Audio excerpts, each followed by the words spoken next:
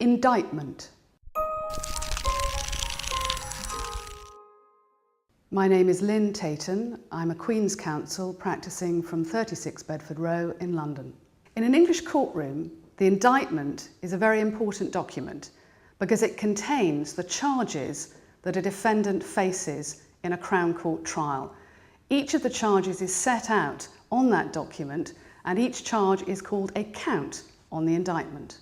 When the police have investigated a crime, the prosecution service decide what are the most appropriate charges for a defendant to face, and the indictment will be drawn up either by a member of the prosecution service or, in more serious cases, by a barrister.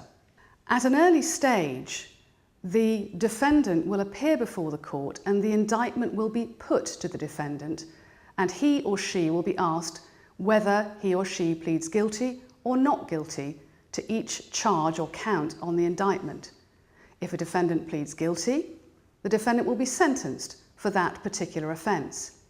If a defendant pleads not guilty, the matter will be adjourned for trial, and the indictment will then be used during the trial to guide the jury's deliberations. And at the end of the trial, the jury will be asked in relation to each count or charge on the indictment whether they find the defendant guilty or not guilty.